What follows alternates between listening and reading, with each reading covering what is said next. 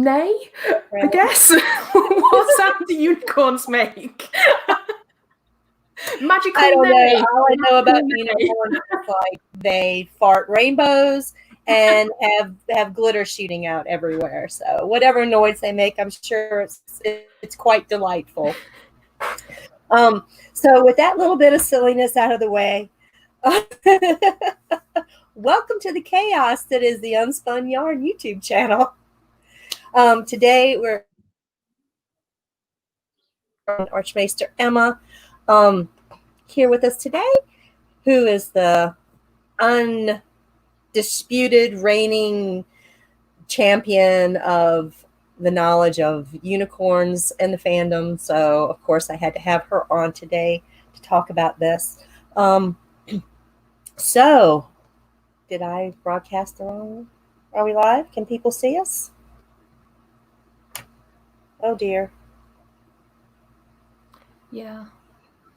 I don't see the us one on that the... I was in has decided to vanish, and a different one. The one you were in decided to do what? The one that I was in had more people. Okay, so this is the wrong chat. I knew this was going to happen. Great.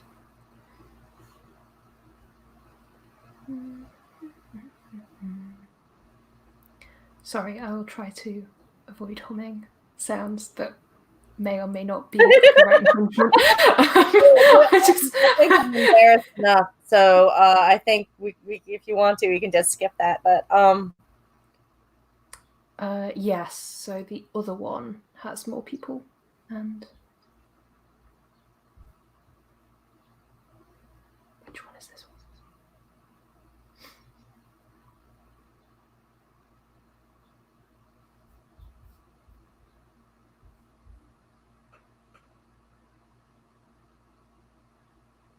oh, great. How do I fix this? Okay, so this is the one that is probably live. Yes, it's live. Okay. We're live. Raise your hand if you can hear us. Raise your hand if you can see us. Okay, looks like we're live. I just want to make sure that people saw our brilliant elephant and unicorn intro, because that was like the greatest thing ever. So I just hope you got to see that. Yes, people are saying, yes, we're live. Yes, okay. Whew. YouTube shenanigans once again. But hey, if there weren't shenanigans, it wouldn't be our fandom. So let's just go from there. Let's just pretend the last 2 minutes didn't happen, and we'll just go on. I think that's the way to go with literally any time anything technological goes wrong. Just pretend it didn't happen. There we go. Elephants trumpeting. Here we are. We've got our intro. Okay, Emma. So you have done significant writing about. Come on, give yourself credit. You have done some significant writing about the meaning behind and the symbolism behind unicorns, most particularly in A Song of Ice and Fire. But that being said, you've also seen its imagery in things like medieval tapestries, Christianity, all types of other literary works. I mean, it's pervasive. So if you want to just take a minute and just give us a brief little rundown after you introduce yourself. But I mean, if people don't know who you are, I don't know, I don't know who they are either. But let's go ahead. Yeah, so I'm Archmaester Emma. I've done mostly been analysing the sort of symbolism of A Song of Ice and Fire over on redmiceatplay.wordpress.com. And so I've done a bit of colour symbolism, I randomly did an essay about Melisandre one time, and now I'm working on sort of broken motifs in A Song of Ice and Fire more generally, of which one of them is castration, of which is tight, and that is quite tightly linked to unicorns, in my opinion, but yeah. Well, I mean, if you take the word, break it apart, but use the wordplay that Martin is so famous for unicorns, eunuch horns. Yeah. Yeah, which is how I screwed up the title card. But that being said, and I thought, when we were discussing this, getting ready for, for Con of Thrones last year, in our panel, we found many similarities and references with his use of elephants in the story. Elephants, who would have thought elephants are magical beasts? We can go to the zoo and see an elephant, but say 300-400 years ago, they were a fantastical beast that was found in the far off edges of the map zone, often in Africa or East Asia. And most Europeans thought they were just like some made up creature. So, you It's hear like, these. when you have a look at bestiaries of that time, it's sort of like, that has never been anything remotely like what this animal is. It's like, because it's just been passed from like 4 or 5 different accounts, and someone who happens to be in Constantinople at the time heard it from a guy who heard it from a guy who heard it from a guy. Who heard it from a guy, right? Yeah. And you get these descriptions like, oh, it's got a tail on both ends, and it's tall as, its legs are like tree trunks, and these people who live way far away that you've never heard of will put these castles on the back of them, and they're strong enough to carry them all around into warfare and things like that. So you get all these fantastical, images that just grow and grow in the telling, where, yes, elephants are, in my opinion, some of the most magical actual creatures that we share this planet with. Hashtag save the elephants. But 500, 800, 1,000 years ago, if you heard something like this, you would be like, that's just somebody, they're in their cups. They've, maybe they've had a few too many and they're just spreading some tall tales. So, but that being said, yes, the bestiary or bestiary, as you prefer, is one of the sources that you could use for these types of images, which include unicorns as well. And I found that lovely image from it was the Queen Mary Psaltery that had the actual, it's the only image that I found anywhere that had an elephant and a unicorn who, apparently are like mortal enemies, kind of going at one another. So when I get that title card repaired, I'm certainly going to display it on this video because I just fell in love with that image. It is. So. It's a really, really beautiful image. And in part of the reading that I was doing, it was sort of talking about how unicorns and elephants are sort of have this sort of David and Goliath type imagery. So it seems like a lot of the sort of very biblical Christian imagery that is attached to unicorns has sort of, the elephant as a sort of opposite to that. Right. And what the unicorn, the elephant seems to portray in these types of medieval things is the noble savage. Because it's always displayed from, some places that were considered from a Eurocentric standpoint to be savages, which we know is just white people being racist. But you have, the Asians of the East, and the elephants of the East and the elephants of Africa. So there just would be the elephants portraying the what's the word I want? Antithesis to Christianity in those areas. So you'll have the images of the unicorn just kind of stabbing the elephant with its mighty horn of purification, defeating the elephant. Sorry, it's just the unicorn and the penis puns and stabbing things with horns is just. We can just go on and on about the penis corn. I'm sure there's some images of, there. Yeah.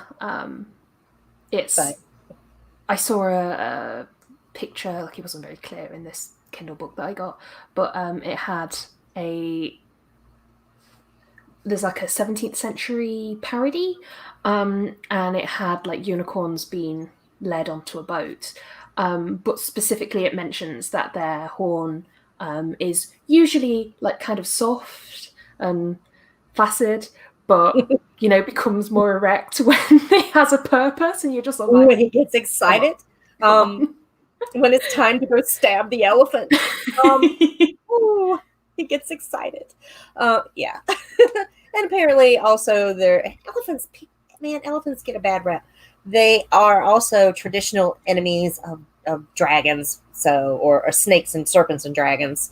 And I think it has a lot to do with the imagery that you see of the dragon, which will be entwined around the limbs of the elephant to kind of entrap and entangle it. So, not being able to, so to speak, see its feet, it becomes entrapped and entangled. So there's a lot you can say about that.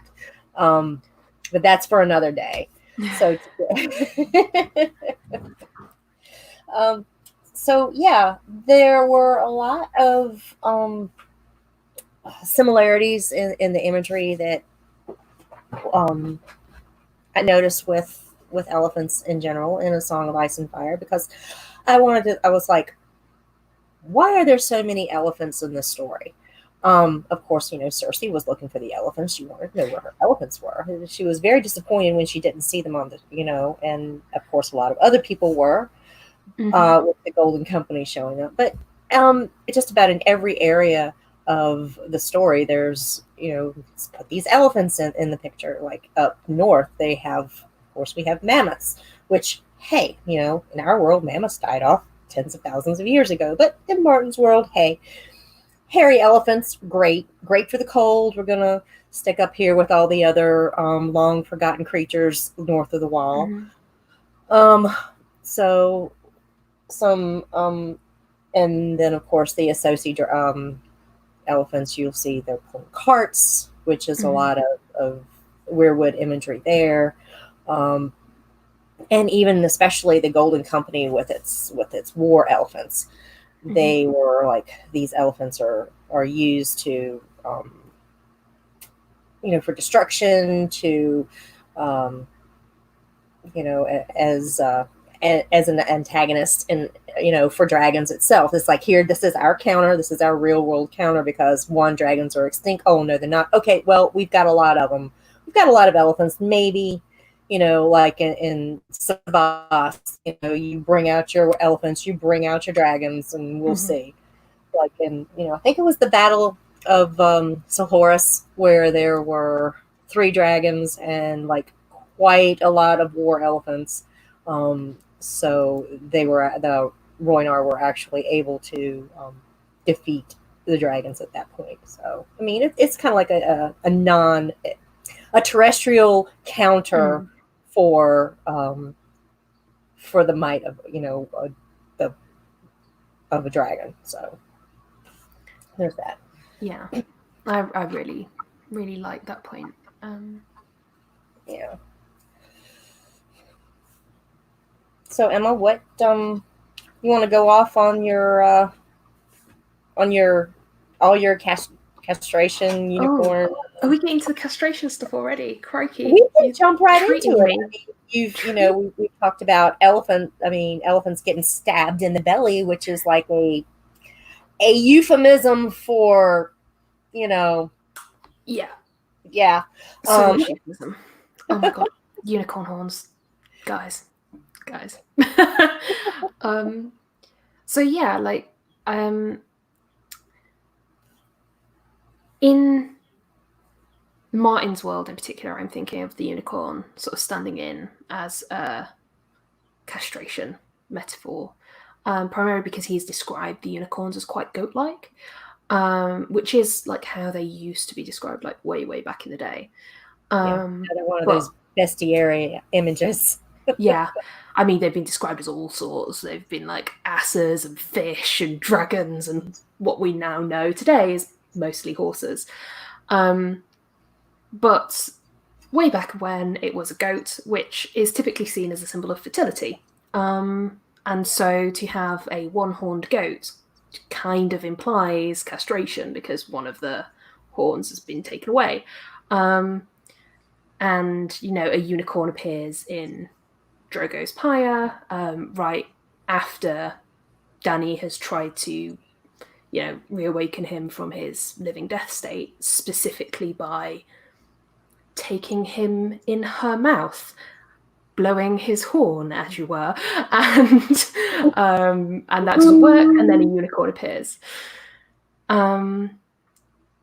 So yeah, that's sort of where I'm thinking the sort of castration motifs are most clearly sort of coming in, which is quite interesting because, like, in Renaissance literature, unicorns are symbols of fertility and marriage. So it makes for quite an interesting sort of inversion of that symbolism.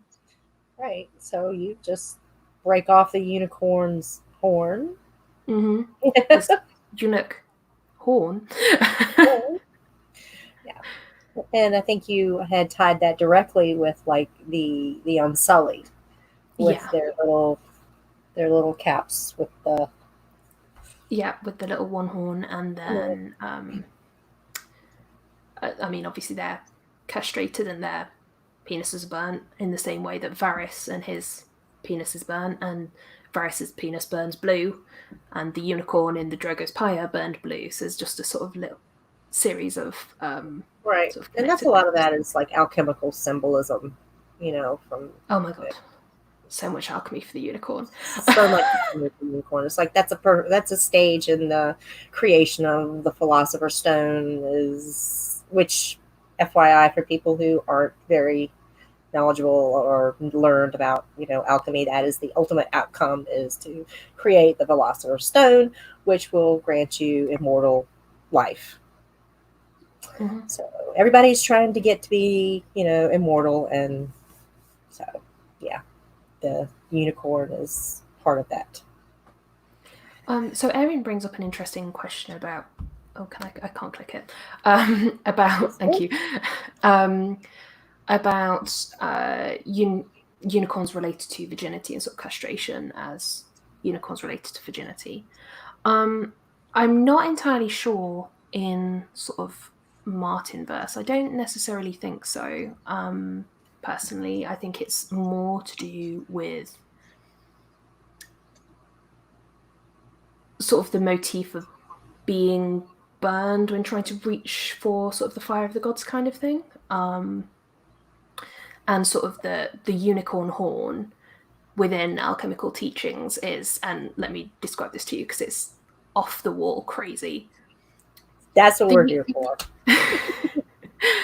The unicorn was adopted by the mysteries as a symbol of the illumined spiritual nature of the initiate, the horn which defends itself being the flaming sword of the spiritual doctrine against which nothing can prevail. And doesn't that sound like Azor Ahai with his flaming sword, and none can withstand him?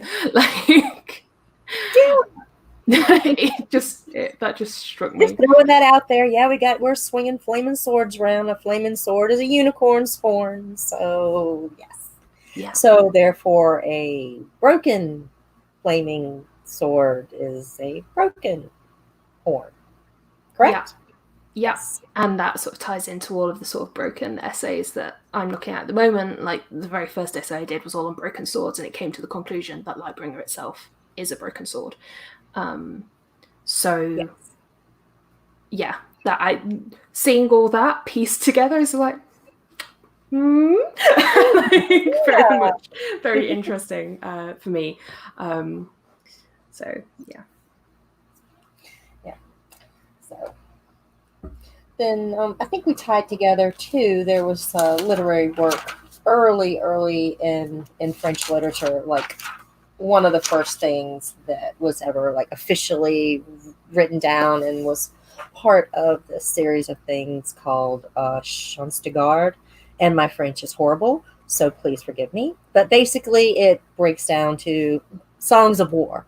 So you have this figure, this character, and many people have, maybe you've heard of him, maybe you've not. He was called Roland, who was an early figure in Christian literature that was a member of Charlemagne's court and family, and he was leading an army. But what he is most known for and most famous for is a particular battle with the Saracens along the Pyrenees. But getting directly to the point, Roland has like two, we'll call them magical items. One is his magical horn called Oliphant. So Oliphant was a bastardized way of two things: bastardized way of saying elephant.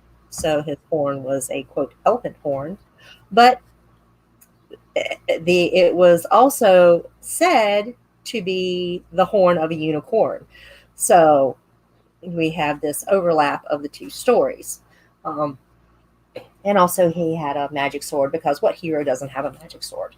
So during his Roland's final battle, he is overwhelmed by trickery by the Saracen army. They are nearly completely overwhelmed. He has been studiously refusing to blow the horn because one of its properties was it could be heard like great vast distances, and would have been able to summon reinforcements to defeat the army, but for his pride, he wouldn't let him until they were nearly defeated. On his death, he blows the horn, I believe, 3 times. Blow the horn 3 times. Hey, that sounds familiar, guys. Blowing the horn 3 times and summoning this vast host to defeat his enemies. So that to me sounds like it could be, one of like the imagery that Martin would use with either Dragonbinder or the Horn of Winter, which though we haven't actually heard the sound from the Horn of Winter. Soon after it was blown, there was this host that descended on the fist of the first man. We can't, say with surety that they're tied together, but the timing is kind of close. Yeah. So, yeah. It's not and great. Also, yeah, and like with Dragonbinder, you blow the horn 3 times, and then the person who blew the horn died.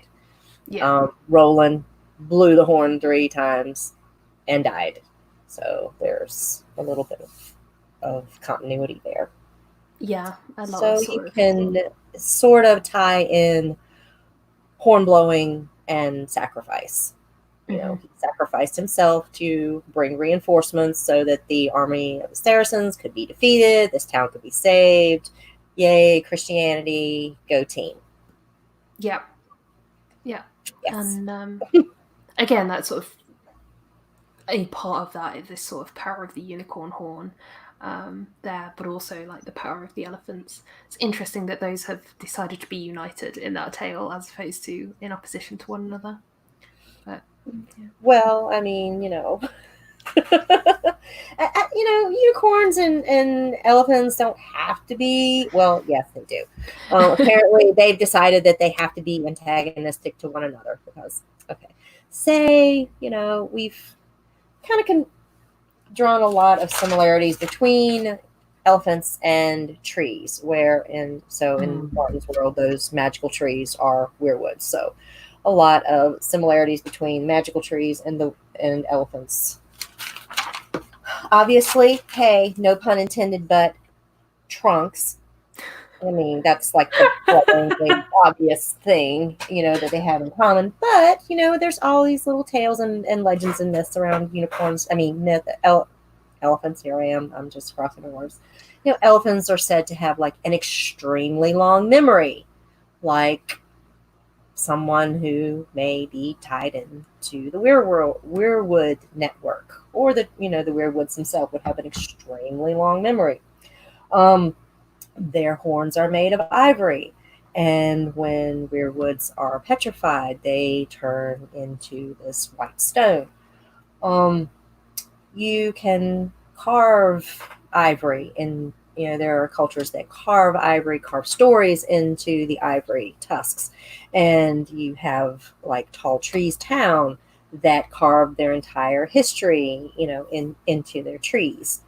Um, oh, and one more little thing, one little tidbit from way off in the far east, because that's where Martin always pushes his weird stuff, is the Isle of Elephants, which apparently it's got a lot of elephants for being such a tiny little island. But it's kind of a parallel to the Isle of Faces, because you're way out in the Jade Sea.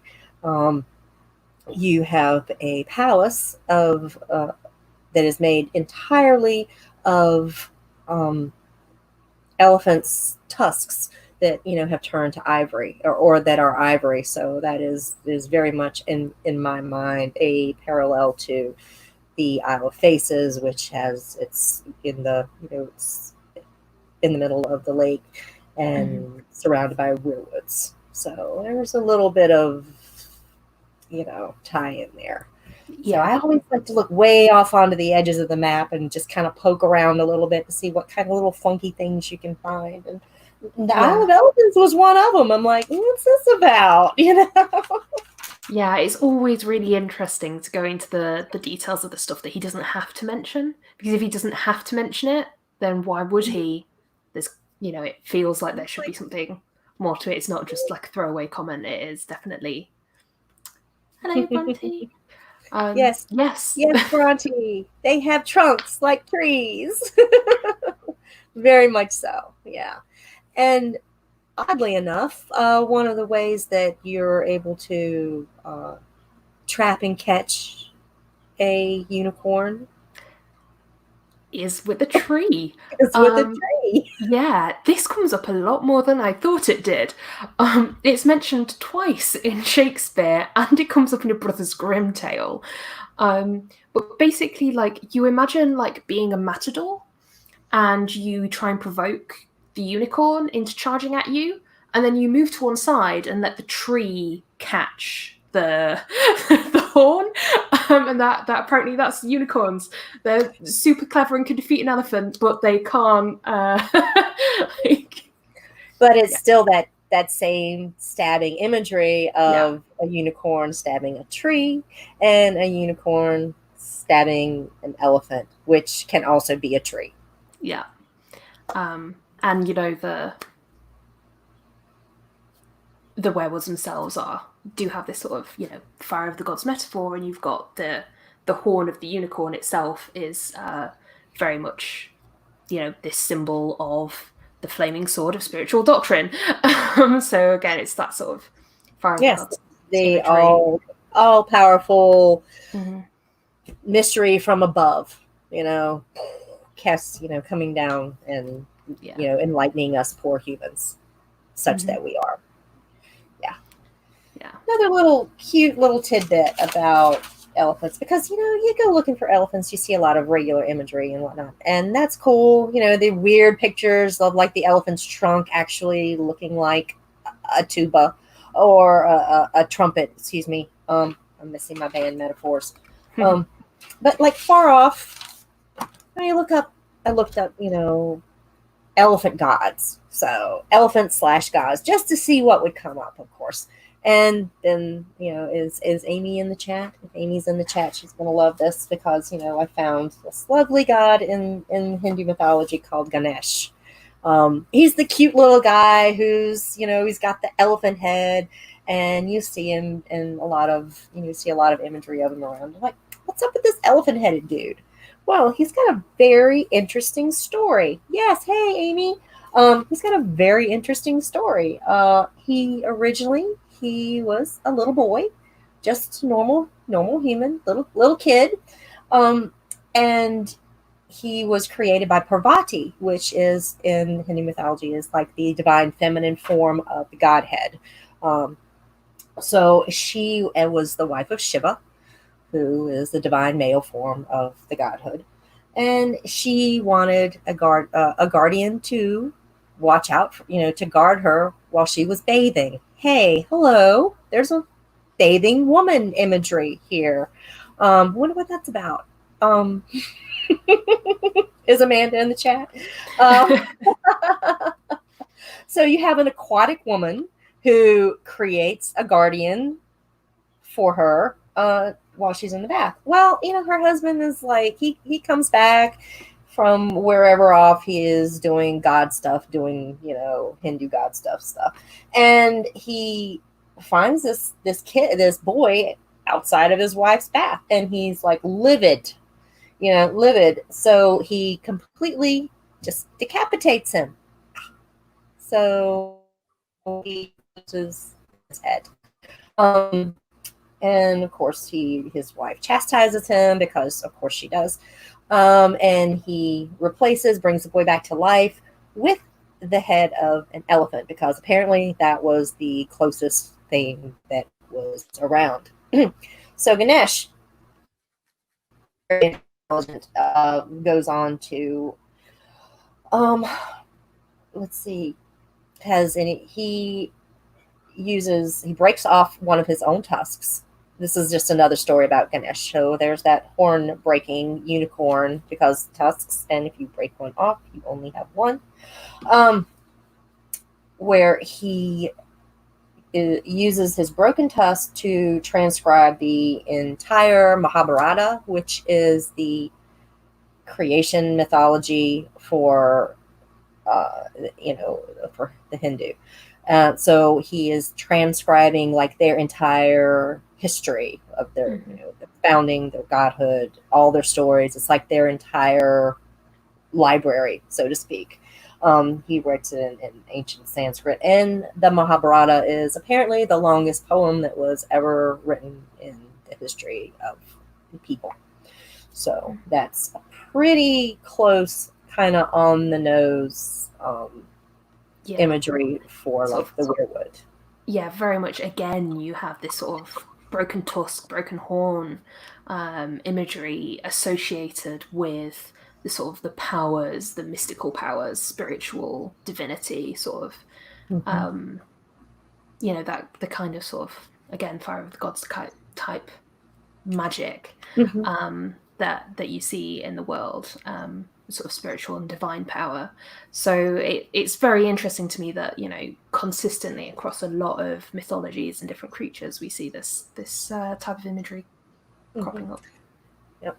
One other little brief myth that Ganesh is party to is, and the broken tusk that he used to transcribe the Mahabharata, he also hurled it at the moon, causing it to turn black, and this caused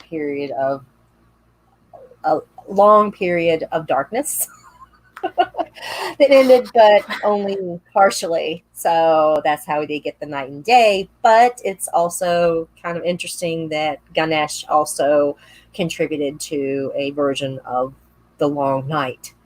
So it's just, Martin, I mean, you've been digging around over in Hindu mythology. Yeah, like even if the broken horn is indeed a summoner of whites and the others, like that is some pretty on the nose. And maybe causing the long night. We don't know.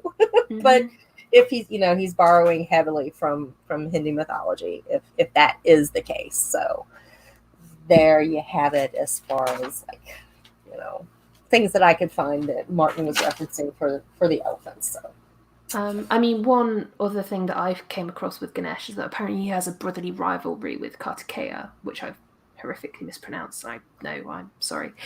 But again, we see sort of brother rivalries, and Mandra has done a lot of work on this. Symbolically, brother rivalries are absolutely key to sort of mythos and sort of Empire.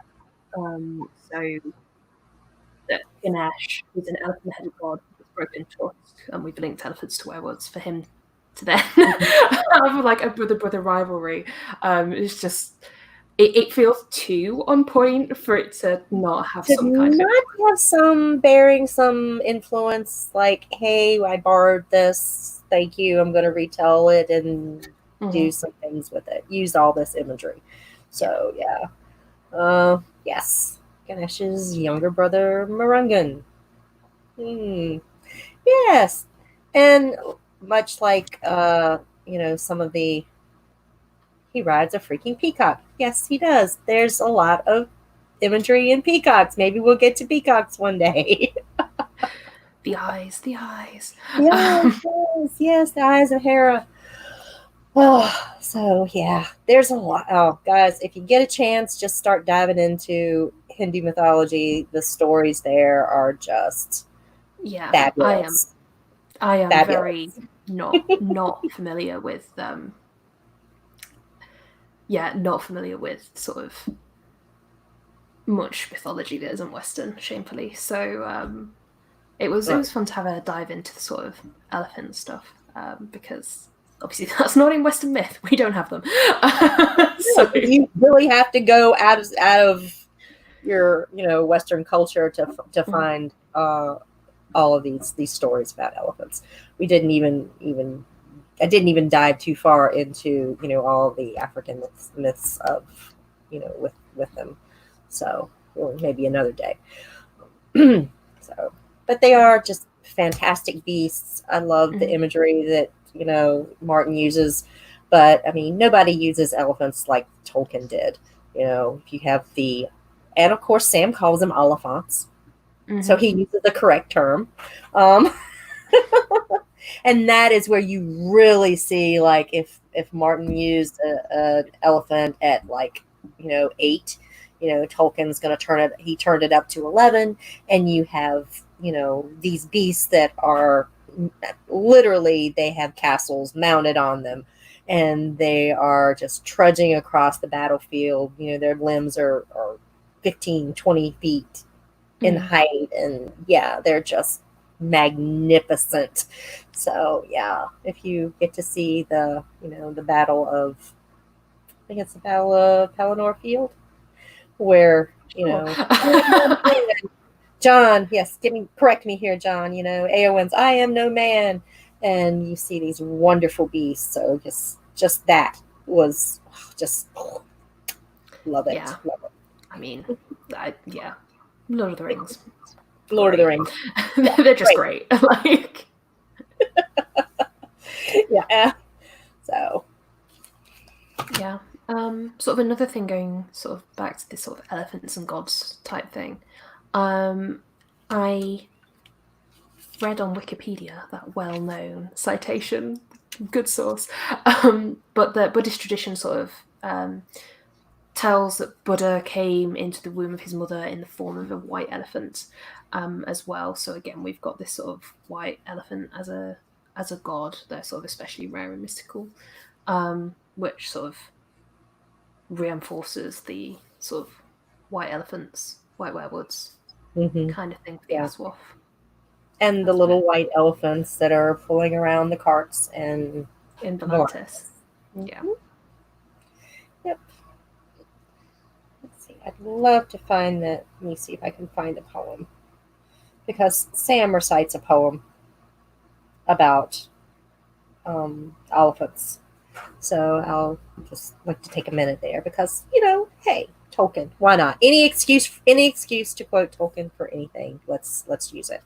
So the poem, The Oliphant, by Samwise Gamgee to Gollum, as they and Frodo Baggins rested in the dell before the Morannon, and based on the traditional bestiary lore. Hey, call out to the bestiary. Gray as a mouse, big as a house, nose like a snake, I make the earth shake. As I tromp through the grass, trees crack as I pass. With horns in my mouth, I walk in the south. Flapping big ears, count beyond years. I stump round and round, I never lie on the ground. Not even to die. Oliphant am I, biggest of all, huge, old, and tall. If you'd never met me, you wouldn't forget me. If you never do, you won't think I'm true. But old Oliphant am I, and I never lie. I just love that. Yeah. I love that Tolkien's got the allusion there to sort of medieval idea that elephants can't bend their knees, which was just like a thing. They just sort of fell over. That was... yeah. We're just gonna stand here like a tree until and then we'll move around, not moving our legs. We'll just sort of, it's, yeah, I like that you got that illusion in there. Yeah, loved it. So anyway, just wanted to share that with you guys, just that little bit. Okay. So yeah, and one of the other, the other things that are very similar with between the elephants and weirwoods is that, and I noticed this about a lot of things in Martin's world, there are very few, like in our world, elephants are just in these herds and they're just roaming free and wild, and especially in Africa, but even in East Asia. In Martin's world, there's no mention of elephants being free. Where are the wild herds of elephants? Maybe, I mean, even on the Isle of Elephants, they're not really free. They're just contained there on the island until they're sold. So it's like all the elephants in Martin's world are kind of like under the control of man, or have been completely domesticated, put to use, for man's benefit. So also, the weirwoods have pretty much come under the control of, passed from control of the children of the forest to being under the control of mankind in the form, the last green seer, Bloodraven, Bran, whoever Bloodraven got his, initiation from. We don't know if that was an actual children of the forest, or if it was just some other random human green seer that they were able to, coerce to come north.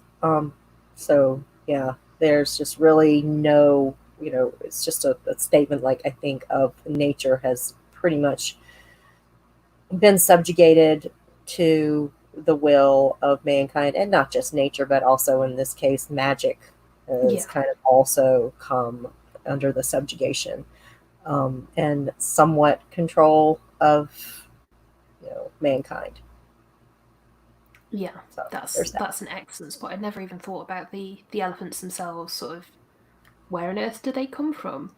I mean, even north of the wall, the mammoths, which you would think that area would be like free, they are still under they're not so much control, but they're under the protection of the giants. They ride them, they keep them safe because they're like the last of their kind, but still they're not up there roaming free doing mammoth things, making doing little whatever mammoths do. Yeah, definitely. And especially with giants themselves being sort of, well, metaphors as well. And the giants themselves. They're doubling up on that. So if you see, a 14-foot giant riding a 14-foot mammoth, there's like, yay, double redundant symbolism there. It's just whacking you over the head with it. You will understand. You will understand, yes. So yeah. And I think there was like an image that you were speaking of when the wildlings were paying tribute, so to speak, to cross the wall. We found it was alleged to be a unicorn horn. Yeah. Just speaking of wildlings north of the wall, there's unicorn horns up at the wall too, apparently. Yeah, it came in with a bunch of really other weird things, including like an ivory sex toy, if I'm not mistaken. Right beside a phallic image. So you're like, I'm just like, unicorn horns and a literal fake penis. Right, interesting. and this is like, this is what you have to pay. This is your sacrifice, your tribute to come across the wall here to safety. So a lot of sacrificial imagery there as well. So I'm just seeing if I can pull the quote itself. Oh, yes, there's a toy mammoth made of actual mammoth hair, an ivory phallus, and a helm made from a unicorn's head, complete with horn.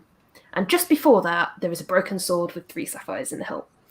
Oh, yeah. And the mammoth. Yes, let's not forget there's a mammoth in the pile. And the mammoth. So they're all just lying there together. Literally everything is just there, like, here is a castrated penis, guys. Castrated penises.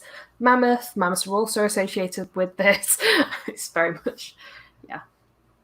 Kind of on the nose there, George. Thank you for spelling it out for those of us in the back. Appreciate that. I'm a little slow on the uptake, but I get it eventually. So yeah. But I do like wildlings just having ivory sex toys. That amuses me. I mean, trade goods. Half the is no good anymore. Like, gotta get the fake one. I'm just gonna toss this in the pile, John. Here, John, go yourself. So that could have been a joke. A little back. Oh, I'd love it if it was.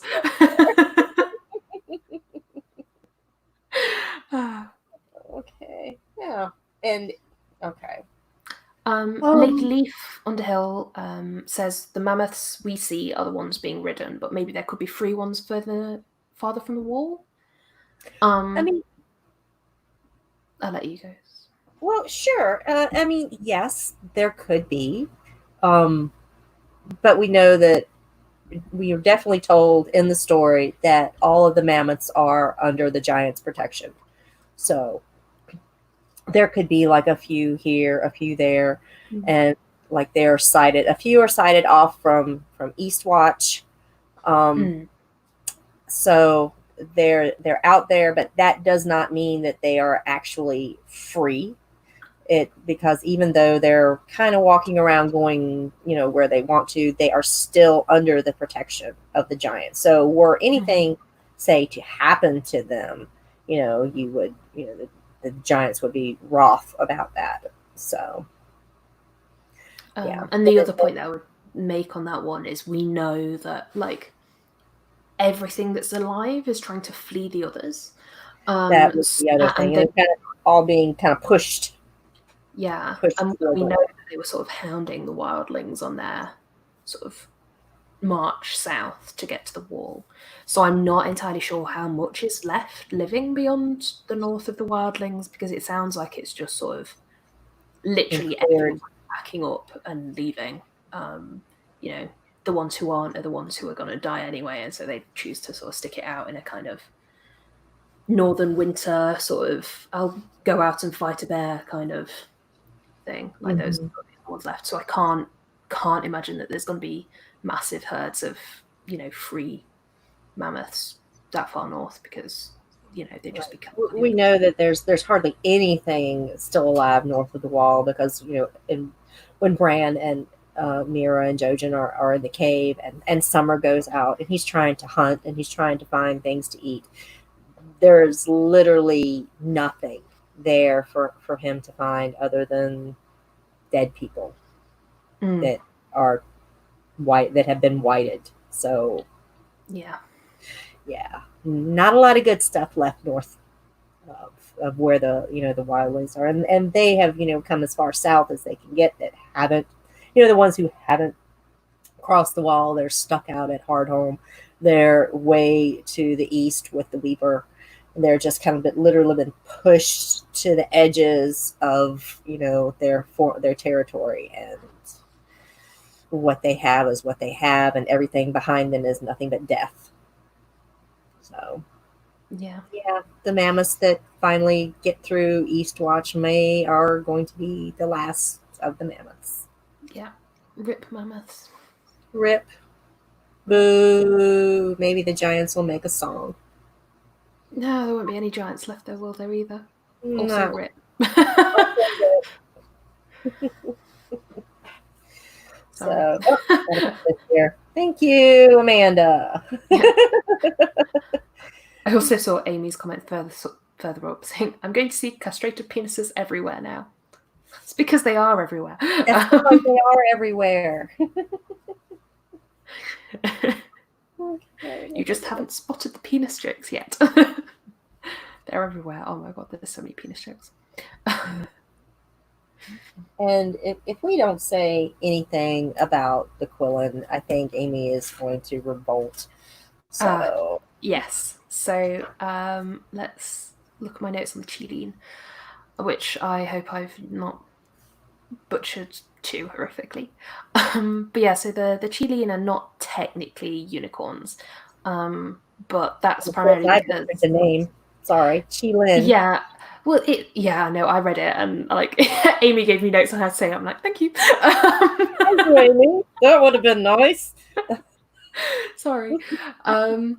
So they're not technically unicorns, but they are rare and very magical creatures, and there's no remotely close mythological creature in Western traditions. So they sort of just called it a Chinese unicorn, and that's what it's called now. And so these are very chimeric type animals. They're typically dragonish with 4 legs and cloven hooves and antlers, usually 2, very occasionally 1, but usually 2 horns. And they're associated with the appearance of great sages, sort of illustrious rulers. And so Amy's apologized to you. But the birth of Confucius was supposedly sort of presaged by the appearance of a Qilin, and the harm of a Qilin by a charioteer predicted Confucius's death, which I thought was quite interesting. Yeah. And now, are they generally associated with any type of color? Are they white, like the typical unicorns that are in Western imagery, or is it just? It didn't seem to be like that. It seemed to be very much the sort of stylistically quite similar to sort of drawn very similar to Chinese dragons. So there's sort of a variety of different ways that those are drawn. Right. But they are sort of very peaceful. Like, they're so peaceful, they are depicted as walking on clouds so as not to harm the grass. Right. So you've got a lot of implications of sort of divine power there as well. And it kind of sort of matches Western popular conceptions of sort of Western unicorns as well in that sense. Right, like the purity of spirit and purity of nature, but they're not harmless. Western unicorns, not harmless. No, so yeah, I did see a YouTube video which described them as being wrath in defense of good kind of thing, which is very much like the Western unicorns, especially in the medieval traditions and Renaissance traditions, very much had them as figures of virility, and they were generally peaceful, but when hunted would be very aggressive, except when tamed by a virgin. So. Which is really that's kind of like strange imagery to me, especially if it's supposed the unicorn is supposed to represent like Christ. So the unicorn was doing double duty, but there's a lot of like purposefully conflicting mythology around the medieval and Renaissance unicorn. It was quite interesting. So the unicorns did symbolize Christ and Christian mythology, with the single horn symbolizing the aspects of the unity of God. So again, you've got that sort of spiritual divinity and things like that. But it also symbolized like a man who's like all wild and like angry, and then a woman comes along and tames him, and then he falls in love with her and is tamed by courtly romance. So it's that savage. Yeah. Savage, so it's sort of tamed by it's doing a lot of double duty there. So like there's a bunch of different Hunt of the Unicorn type tapestry and artwork, and there's one of the best preserved is in the cloisters in the Met cloisters in New York, which I nearly went to, and then the traffic was too bad to get up to the top bit of Manhattan. But they've got a really well-preserved set of it should be 7 tapestries. They've got 6 and a fragment of a 7th. And early on, you have the unicorn doing its thing and purifying some water, and then you get some hunters trying to sneak up on it, and then the unicorn is really aggressive and like defends itself. As there's an angel blowing a horn, which is supposed to be Gabriel sort of doing some angel announcing Christ type things. And then the unicorn is tamed by the maiden. And in most depictions of this, the horn, doing its double duty as a phallus, is pointed directly in the lap of the maiden. And this is simultaneously, they're getting married. And also, magical incarnation, Virgin Mary conceives Christ. So, we're married. Yeah.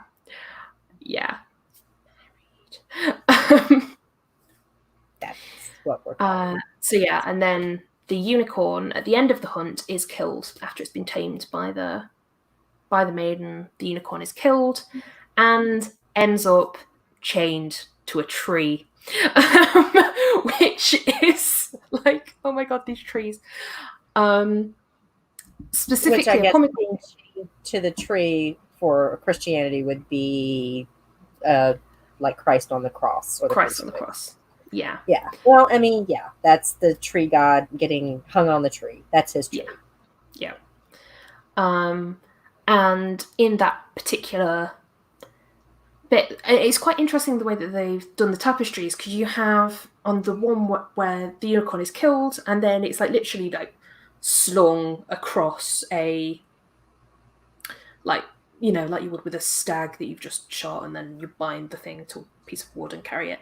They do that with the unicorn. But then in the very next tapestry, it's almost like it's being resurrected as it's chained to this tree. As it is, you know, resurrection, you have to be, you know. And it's a pomegranate tree, and it's surrounded by flowers that symbolize marriage. I neglected to mention what flowers those were, but a ton of flowers that in Renaissance imagery sort of symbolized marriage.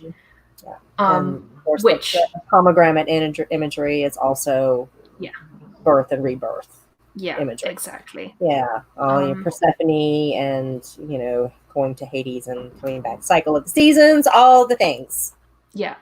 So it's just, and that really struck me with respect to Song of Ice and Fire as well, because you know you have all this chained to the tree imagery, death and resurrection imagery, and green seeing in general.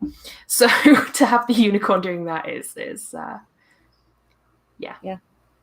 I see you, Martin. Yeah.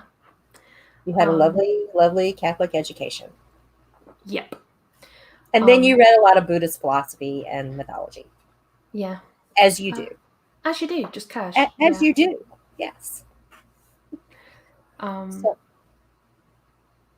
Like, one final thing about the head being in the lap thing, there also appears to be an allusion to it in Hamlet as well.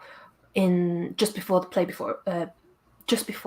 within a play, Hamlet and Ophelia, Hamlet's pretending to be mad, and he lays his head in Ophelia's lap as he's simultaneously, he's not flirting, he's negging her. And like, that scene has exactly the same kind of tensions between sort of chastity and promiscuity that we see in this sort of the symbolism of the unicorn itself, right? You have the unicorn that is simultaneously wild male virility and fertility within a marriage, but it's also horny. As well as being the spotless purity of Christ. And so you get the same tension within sort of this discussion of Hamlet, where, you know, the key pun is, you know, one of them anyway, is Hamlet says to Ophelia, "Get thee to a nunnery," which, you know, nunnery literally is a place of female spirituality and purity, but in that context is used as a word, say brothel, to sort of imply that she's a sex worker, as though that's a bad thing, because Shakespeare in England. So yeah, it was... I mean, nuns got to pay the rent too. Nuns got to pay the rent too. But yeah, so it meant that it's quite funny that that could be an allusion in Shakespeare. It seems likely that it would be. Like, he keeps talking about unicorns in like Timon of Athens and Julius Caesar. So it seems like it could be an allusion in Hamlet as well, given that they've got the same themes in their dialogue, right, as are the tensions within the unicorn's symbolism.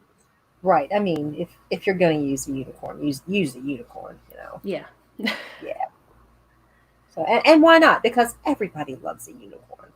Everybody loves unicorns. Unicorns are great. Unicorns are lovely. Lovely creatures. Okay, well, we are an hour in. This is where I usually take a moment to, thank everyone for being here. I really appreciate you guys. You've come on week after week to support me, to support the channel, and I really and truly appreciate each and every one of you who show up and just listen to me and friends rattle on about the craziest things. And of course, if you like what you hear, you're here. But if you're new and you like what you hear, hey, hit the subscribe button. I'd love to have you come back and listen to me rattle on about some other things. Take the time to hit the like button, do all the things. Yeah. So there's that. Oh, and I just have to post this very quickly. And Char, mother of sheep, my dear sister posted a picture in one of our Slack groups yesterday of a unicorn. So I just had to get that plug in there for her. Char, share the music. Yes. So let's see. What have we got coming up in the next few weeks? Let's see. In about another 2 weeks or so, it should be, because this one was a little bit delayed. Sorry, guys. Life happened and literally ran me over like a freight train. But yeah, well, it happens. And gosh, this thing is driving me nuts. I'm going to have my good friend Amy in the chat. She's one of our newer members to the Here Be Dragon circle, but she's absolutely brilliant. And she's going to come on, and we are going to have some shenanigans talking about one of my favorite little critters are monkeys, and monkeys in like A Song of Ice and Fire, monkeys in just mythology in general, the types of, tricksy little things monkeys like to do. So come on down for the monkey shine. We're just going to have a ball. Yeah. And approximately 2 weeks after that, all things, working out, I'm going to have another installment to the Dragons stream that I did with Sam Rixian, where I'm going to have like a roundtable discussion on dragons in Tolkien's works, and I'm going to have quite a few of our fandom luminaries come and discuss all things Tolkien and dragons. So we'll have Helen, Clueless Fangirl, has agreed to come on. And of course, my baby brother, John, he will be there. And one of the new content creator, Dan, Voice of Geekdom, who has also done some fantastic works on Tolkien. We're all going to come on, and we're just going to talk about dragons, and we're going to talk about Tolkien's dragons, and we're going to talk about Norse mythology, and Sigurd, and Fafnir, and yada, yada, yada. Yes. So we're going to have a great time doing that. So that's what we have. Yeah, that's going to be really fun. So that's coming up.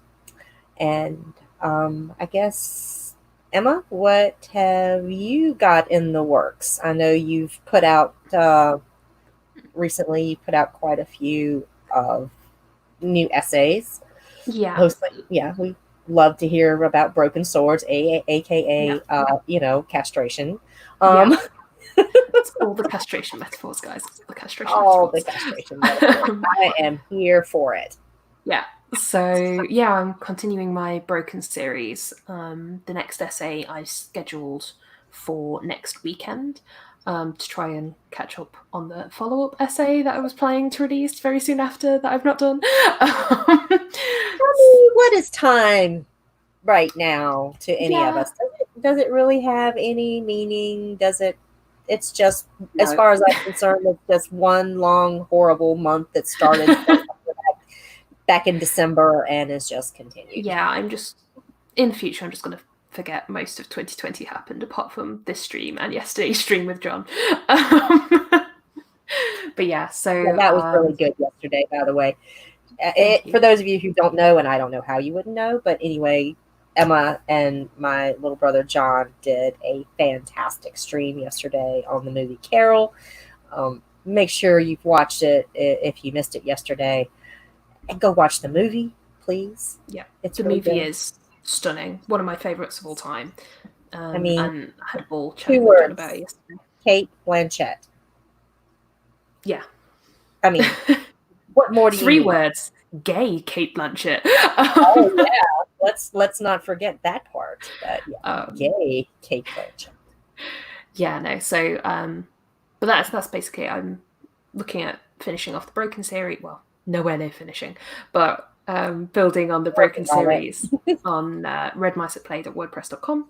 Next one's scheduled for the 13th of June. And yeah. All right. Well, keep on it, Emma. I mean, you write it, I'll read it. That's all. Yeah, they are long. Eventually, I will get around to getting a laptop that can cope with mild video editing, which none of my laptops can at the moment.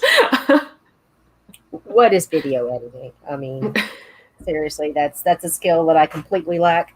And but hey, I can learn. I can learn Yeah, things. I that's mean, basically what I'm gonna do. Use my professional development days at work for mild video editing skills, which are in no way applicable to work. why not? Why not?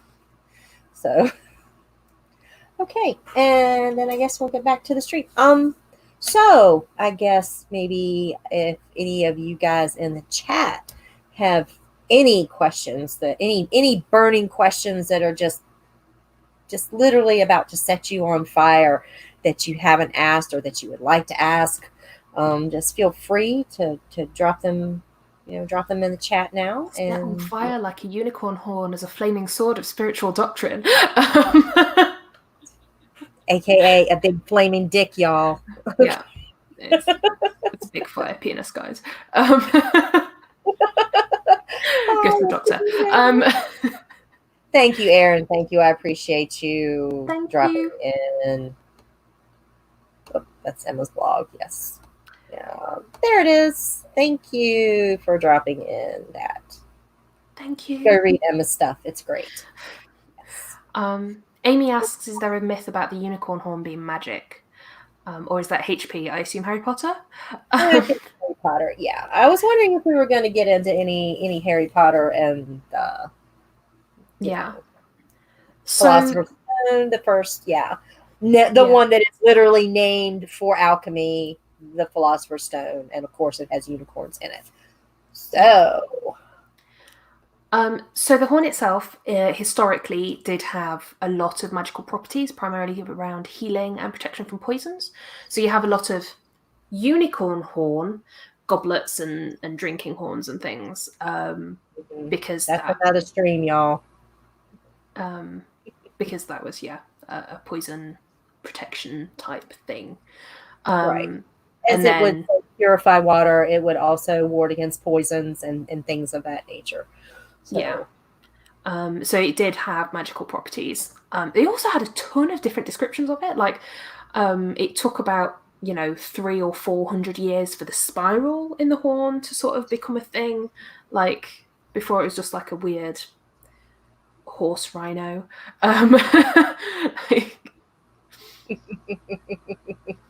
Yeah. Yeah, Make sure you powder your horn well, guys. absolutely. We don't want any type of unpowdered horniness going on around there. Yeah. Could cause chafing. Yeah. Oh god, we will eventually not just make penis jokes all the time, but it's so hard. Um, That's like on brand for my channel.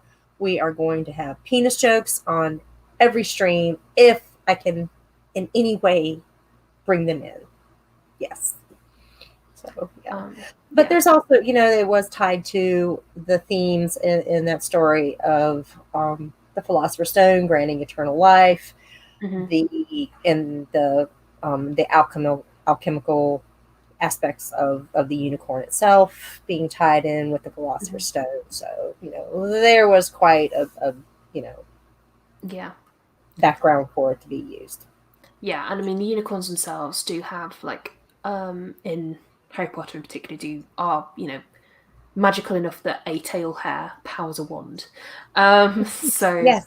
I think that's what's in your wand, isn't it, Emma? yes, I have a 14.5-inch sycamore wand with a unicorn tail heartstring that will blow up on me when I'm 40 and it's asked to do the dishes. That's what I got told by Pottermore. Yeah, let me see if I can pull up mine. It's on here somewhere. Oh, geez. There we go. Mine. I love mine because it's a laurel wood with a dragon heartstring core, 10 1/4, and flexible and supple. So. Oh, I can't. Was mine flexible or rigid? I think it might have been rigid. I know, 14.5 inches, Courtney. 14.5 inches. It's excessive, really. That's a little bit, yeah, man. Like a little compensating for something there. But hey, it's Laurelwood. I love Laurelwood. I grew up on Laurel Street.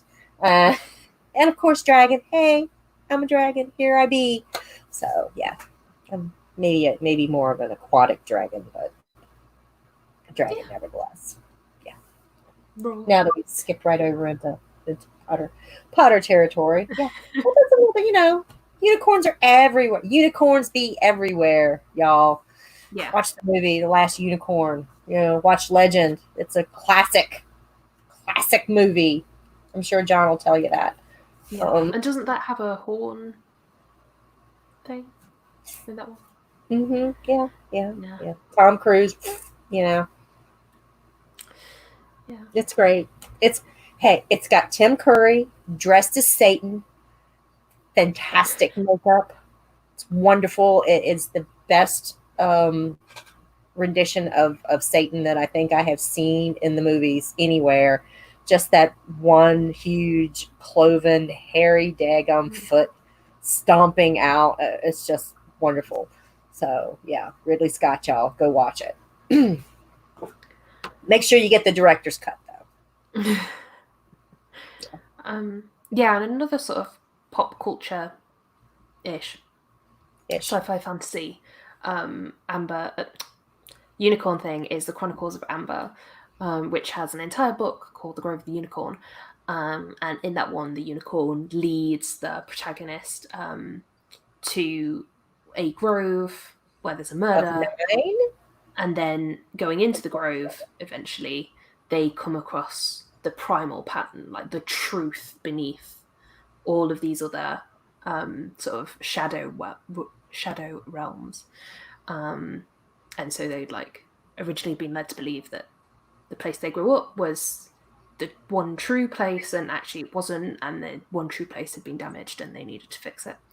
So and it's sort of the unicorn that leads them to that universal truth.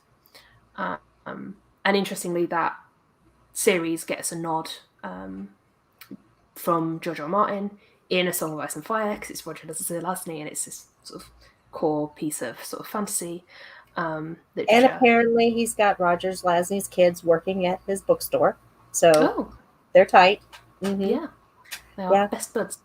But there is a House Rogers in A Song of Ice and Fire, and their sigil is a silver pattern, like silver maze pattern, surrounded by 9 unicorns, as in 9 princesses, silver on black, and which I believe is the protagonist's colours, if I'm not mistaken, Corwin.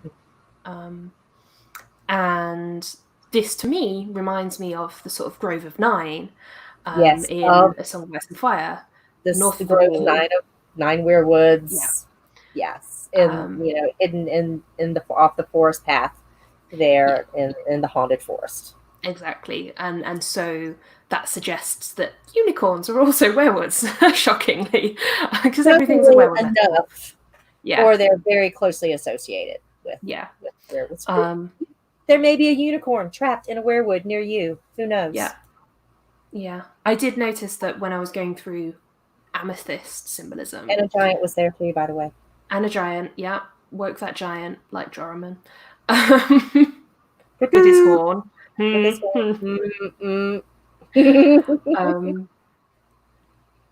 Oh, I completely lost. Oh, unicorns. There we are. And then when I was looking at amethyst symbolism, like the only associations you get are Daenerys, Amethyst Empress, House Brax, the unicorn house. The unicorn house. Correct. Yeah. So that sort of made me pay a fair bit of attention to that. Yeah. Well, I mean, Dany doesn't have any unicorns in the story, sadly, except her army of eunuch horns. And surprisingly, 3 elephants. 3 elephants that have had their tusks bobbed. She surrounds herself with castrated men. Really does. And she has 3 of them. 3 of them, yes. The only time, I mean, this is like, why are they talking? This is really weird. Why? What is this? Okay. Oh, by the way, Dany inherits 3 elephants as part of her court, and a marine. Like, okay, well, that's cool. But as she's going down onto through the stable yards, to go to show Quentin the the dragons underneath in the pyramid, the 3 elephants kind of trumpet at her as they go by, 3 horn blasts as our little Nisa is going underneath the pyramid complex. So Nisa going into the underworld right there. Yeah. And they're, bless their heart, they've got sad eyes. And I always picture like the weirwood face with the sad faces, the sad eyes. Yeah, they're either sad or angry, which is they're either sad or angry, and these are sad little elephants. Sad elephants. Boo. So Kelly's pointed out that Scotland's official animal is a unicorn. As an English person, I was going to completely ignore the Scots because that's just what we do, along with the Irish and the Welsh. Hey. I resemble all of those countries. Thank you very much. You kicked my ancestors out, Emma. Thank you. Yeah, appreciate it. I mean, the English have been dicks to everyone. Anyway, so big flaming dicks. Very big, very flaming ones. So it's quite interesting. The way that the sort of royal coat of arms is constructed in Britain is that on one side you have a lion, and on the other side you have the unicorn to represent the sort of Lion of England and the unicorn of Scotland. And they are sort of, holding up the shield. But there has been sort of historically this sort of, as well as unicorns being angry at trees and angry at elephants, they were also angry at lions. And they had this consistent rivalry with lions, which is quite funny given that the sort of English and the Scottish like animals are lions and unicorns. It's quite interesting that rivalry. And the Welsh dragon. Let's not forget the dragon as well. And the Welsh dragon, yeah.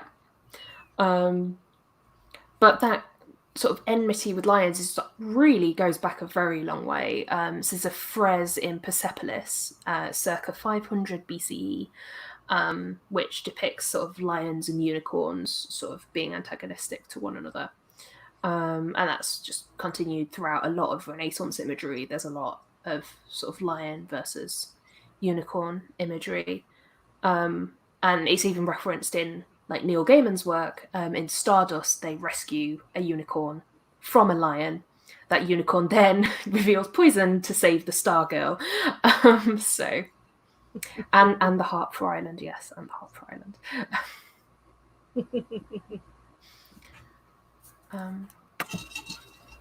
Yeah, it's interesting that we don't necessarily see the.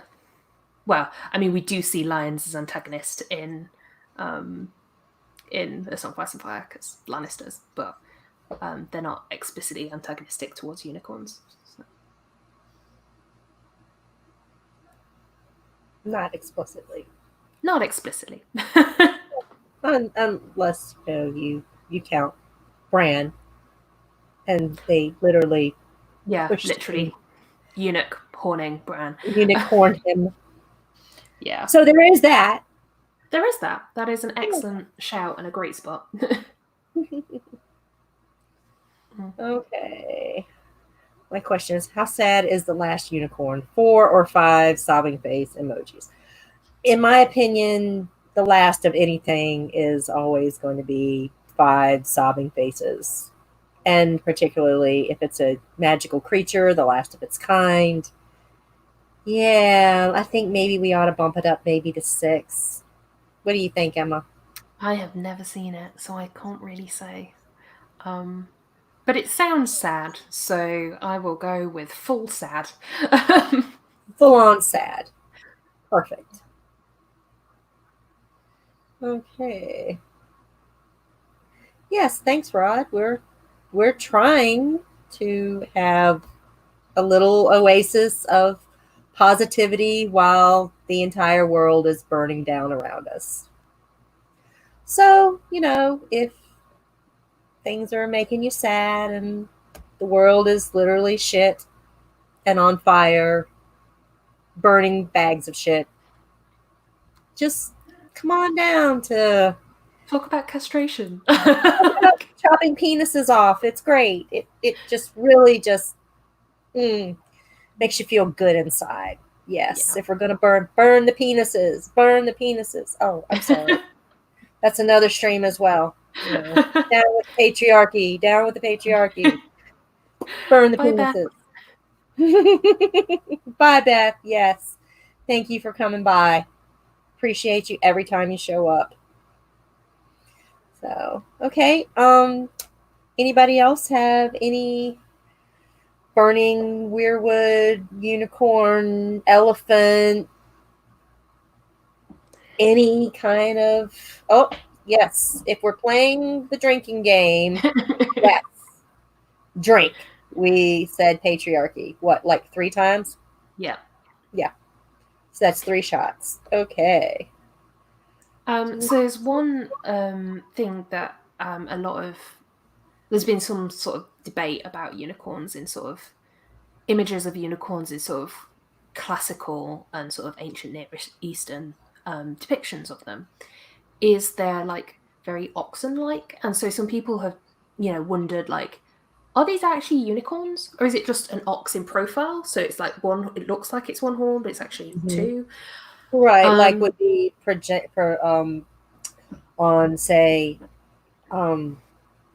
Egyptian like wall art where everything is 2-dimensional, so you literally only see 1 horn unless they and so that has been raised as potential, like maybe these aren't unicorns, they're aurochs. And doesn't that make Gren's name symbolism and his name suddenly very interesting? Yes. And I'm pretty sure Dunk also gets labelled as an aurochs at some point. And so all of a sudden you've got a lot of these sort of I'm gonna go out there and say like last hero archetype people, all of a sudden Right. acquiring this sort of aurochs or unicorn symbolism. It True. seems that there was also like a biblical mistranslation of Ra'em from Hebrew into Greek, and they ended up picking unicorn as a translation for that, or monoceros or something like that. Well, I've And always seen like a lot of sacrificial type imagery around Dunk and his descendants. Like they are like the noble sacrifice. They are sacrificing themselves for the greater good of others. So I've seen a lot of that type of sacrificial imagery around them. So I am yeah, 100% there for them having, let's tie in the unicorn with them. So yeah, yeah, so I think that's, 100%. and it's also something that got referenced with the Chilean as well. Mm-hmm. And like I say, with the sort of biblical mistranslation, like this unicorn symbolism for Christ could be a last hero symbolism thing. So this is really interesting because it's, as I was saying that I've been, there's all of this questioning about, Dunk's foot. What does Dunk's foot mean? Mm. Okay, bear with me, people. This is some tinfoil that's been going on, and you're tying him in with like this unicorn sacrificial imagery is really just um like, okay, I think I'm getting there. So in the Bible, there is the prophecy of the um, where the Adam and Eve are being kicked out of the Garden of Eden, and the prophecy is made that one day from the line of this woman, there will be the Redeemer who comes, and he will he will trample the serpent, but the serpent will bite his heel. Mhm. Okay, there's that heel, that wounding of the last hero type figure, the savior type figure.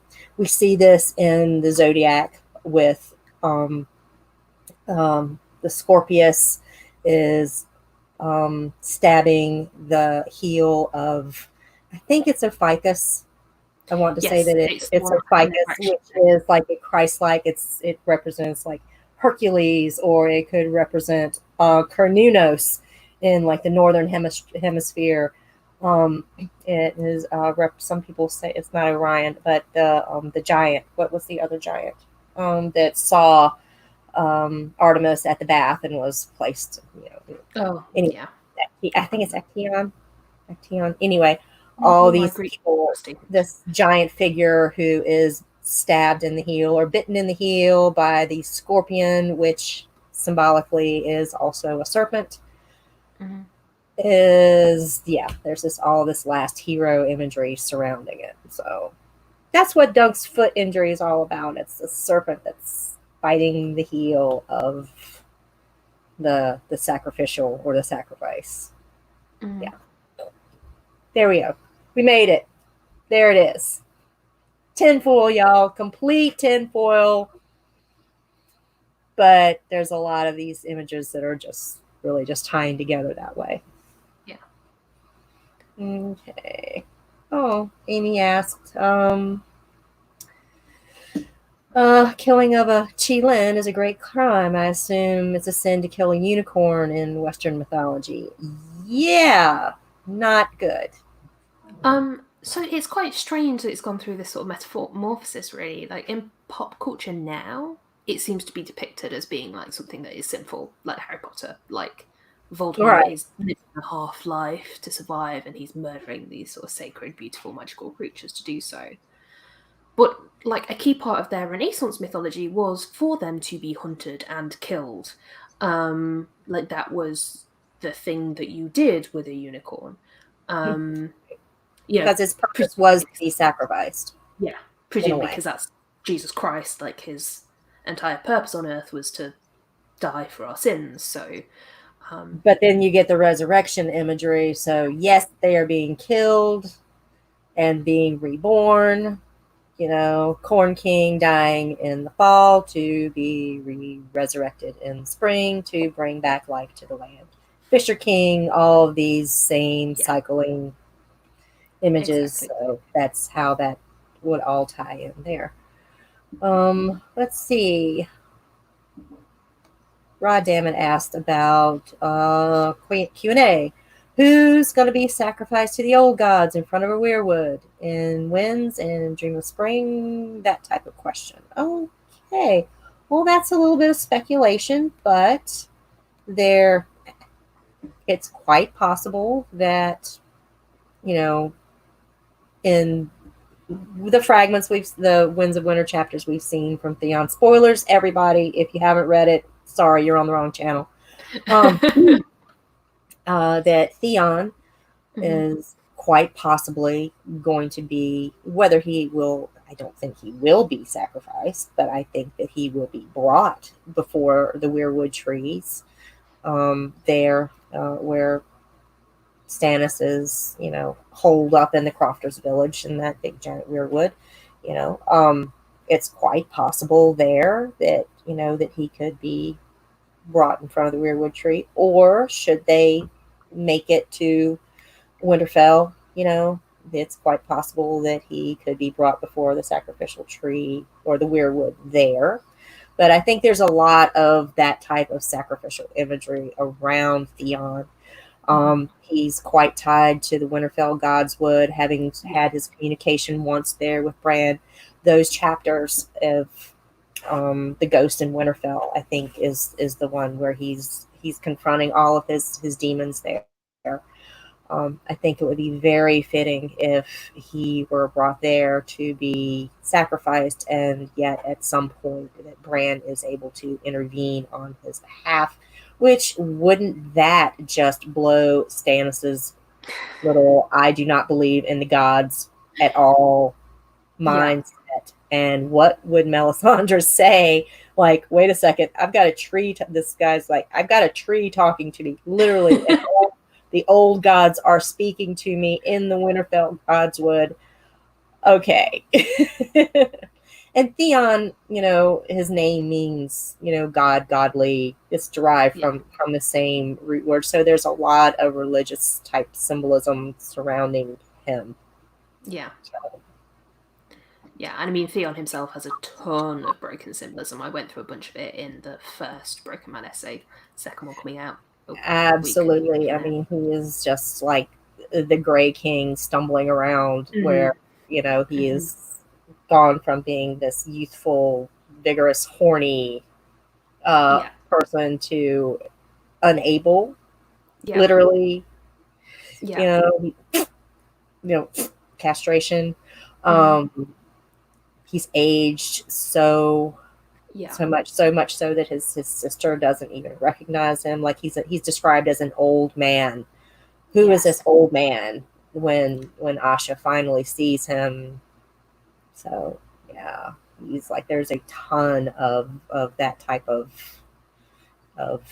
wording and imagery around Theon. So that if I had to guess that somebody's going to be, hoisted in front of a weirwood to, pay for their crimes, to answer for what they've done, old god style, it would probably be Theon. And I think I'm going to go with probably in the Winterfell Godswood, just because I think Stannis may have other plans for the weirwoods there at the island in the Crofters village. Who knows? One or the other. I'd lean toward Winterfell just for thematics. Yeah, I mean, he is simultaneously like being broken at Winterfell and then reforged, to use a broken sword. Literally, and that Godswood is such a magical place, or such a place for him that if he's going to confront or be confronted by all of his sins in his past, it's going to be there. And probably where he redeems himself. If you look at, if you can take anything from the bad shows, canon, to be real, but Theon had a pretty complete arc, and Yeah. yeah, defending Bran in the Winterfell, dying in the Winterfell Godswood. Yeah, I can kind of see it. Yeah. Okay, let's see if we can find some. Let's see if we can find some. I saw one. Let's see. Whilst we're sort of talking about sacrifice, because I've spotted another couple of sacrifice things in the chat.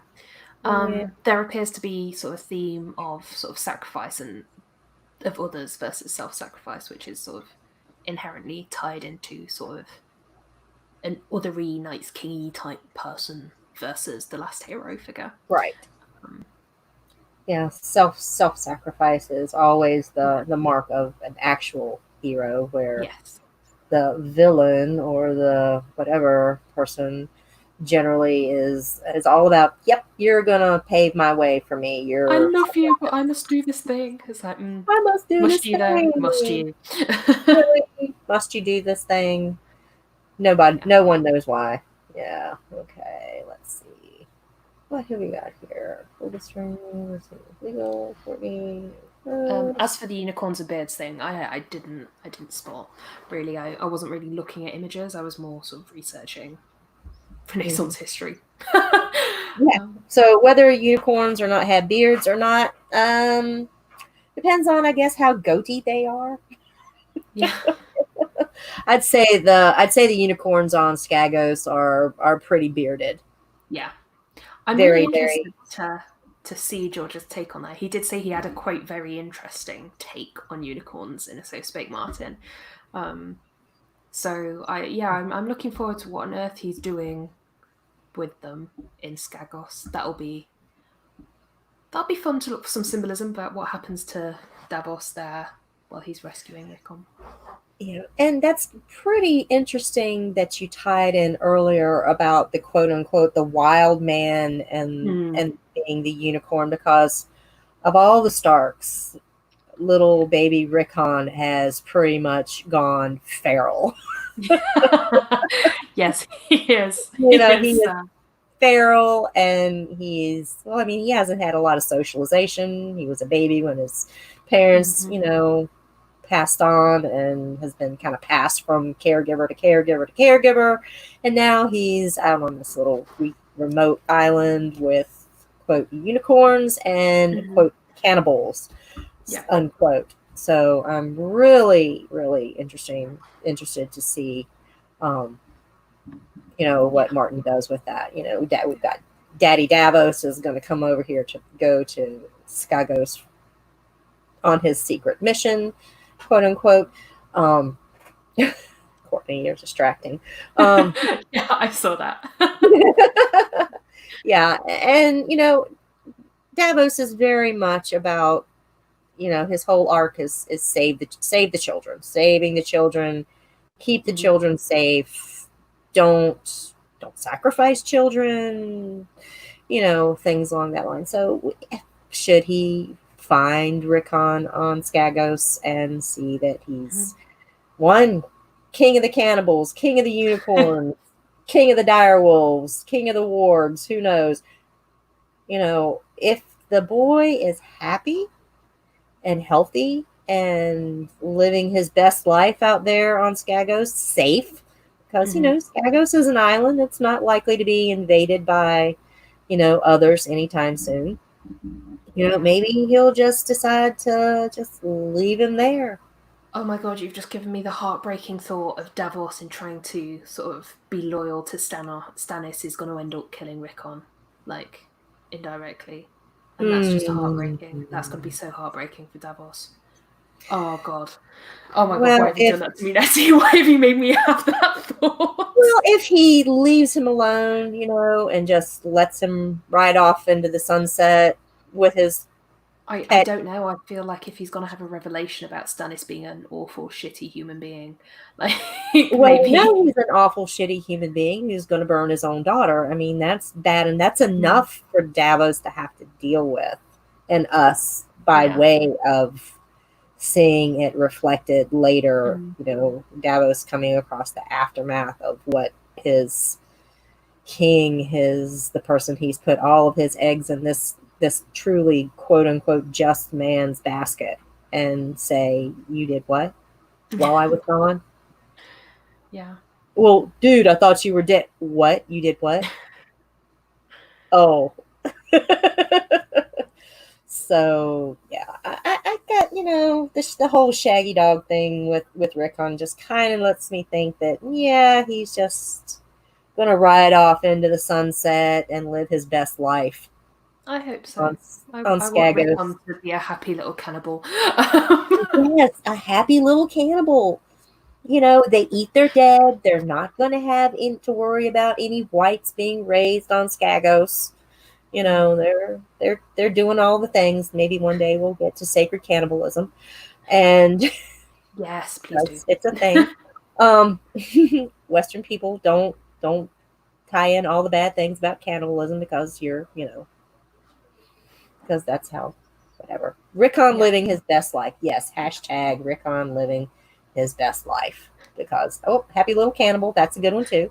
But yeah, hashtag Rickon living the best life with his shaggy dog and riding his giant unicorn, king of the cannibals. Let's wish that for Rickon because I'm here for it.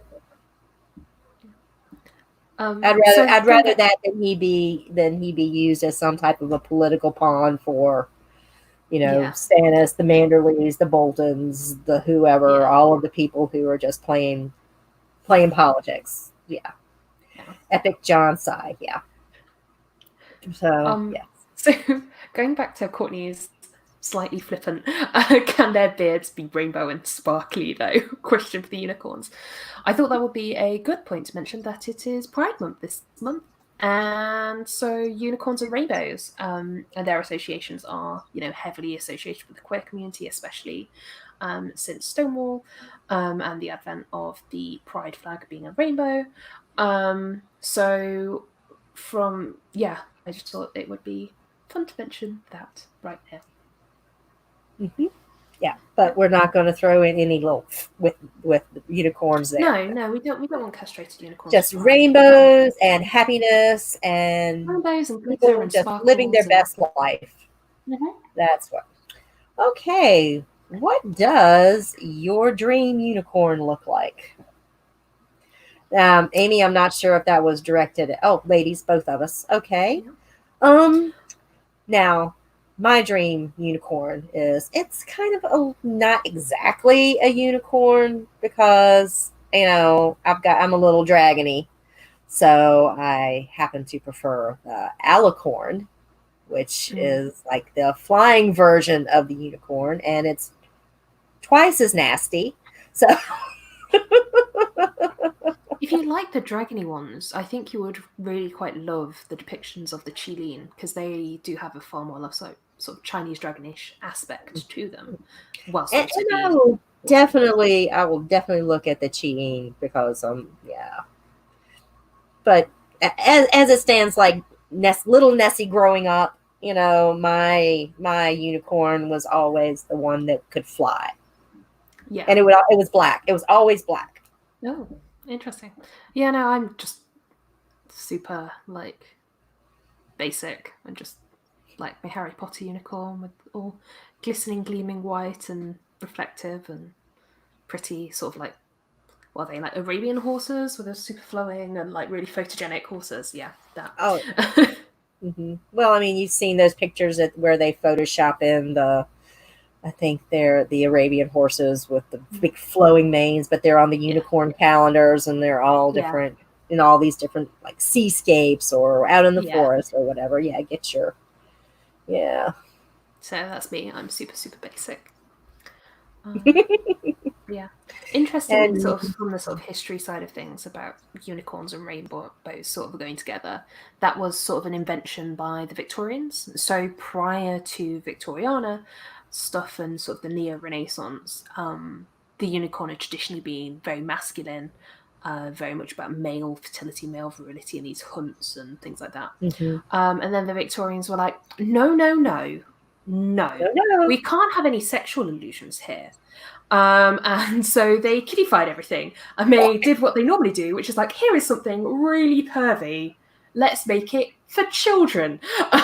So that's not creepy as all hell. God damn it, Victorians, why did you do this? And so that's why a lot of the unicorns that we see nowadays, other than like one or two, well, not one or two, but like primarily in pop culture, the way we're overwhelmed with them now, they're like little girls things. Whereas that's, very, My Little really Pony with recent the thing. unicorn. Yeah. Yeah. My Little Unicorn Pony. Yeah. So yes, very much has been relegated, like so many of those types of like fairies and elves and whatnot, into the children's genre, because only children can have imagination and think of anything outside of the box, right? Only children believe in magic still. Wrong. Wrong. Wrong. Stop Wrong. it, Victorians, with your stupid ruining everything. Oh my god, the Victorians. Stupid ruining everything except period dramas. Yeah. Yes, you're much better at like the illusion of the thing than the actual thing. Yes, no, I do not want to live in Victorian times of anything, but watch a period drama that has, aka Pride and Prejudice original version. Yes, I will watch that. I'm sorry, John. Pride and Prejudice was technically Georgian and not Victorian. I don't care. I'm American. We don't know the difference. They're wearing pretty clothes and going to garden parties, and that's what life was all about back then. Was that? Yeah. Yeah, unless you're in Dickens, in which case everything's about class poverty. Dickens was shit. Okay, everything in Dickens was shit. Yeah, that's the Victorians. Okay, then I'll go with that. Yes, David Copperfield, everything was shit. Yeah, Gentleman Jack is an excellent Victorian period drama. This is very different from Unicorns. Sorry, I've gone rather off topic, but yes. Well, I mean, it depends on how you want to look at it, but sure. Yes, maybe I'll get to watch that show very soon, because I hear it's wonderful. Very much would like to see that. And let's see, it's much better than most of the Victorian whatevers that I see, because they usually have something to do with Jack the Ripper. Yeah. Yes, Jack the Ripper, also not good Victorian. See, it's like... Also, that's like, you either get Dickens or you get Jack the Ripper, and that's pretty much what the genres are spelled out. Although we now have Gentleman Jack, so we have lesbians in Victoriana. Yeah. It's great. And I do like, there's a Canadian television show, and I think it's probably, I hope it could be Victorian, it could be Edwardian, I'm not sure. Like I said, I'm American. It's called Murdoch Mysteries, which I absolutely love. This love this. It's set like turn of the century Canada, Toronto. Yeah. There's like little sciencey things in it, and yeah, love it. So,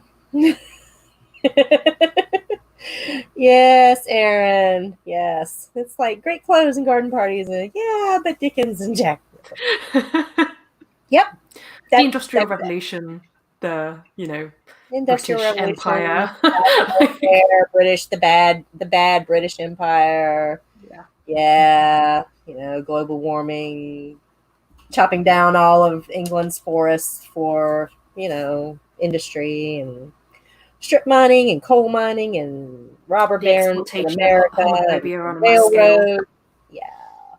Yeah. Lifespan was about 30. Good times. Yeah. Oh, and tuberculosis and death in childbirth. Let's not forget that. Cholera. Mm-hmm. God, this life was awful.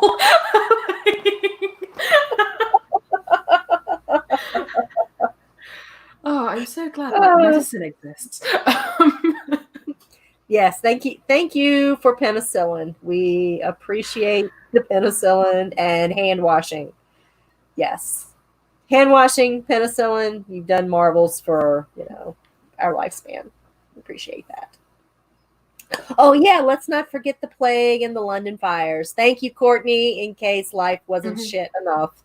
Uh, Yeah. But at least that was before the Victorian bit. That was like 200 years before, so it's fine. oh yeah, that paved the way. That paved the way. Let's just So great. Sorry.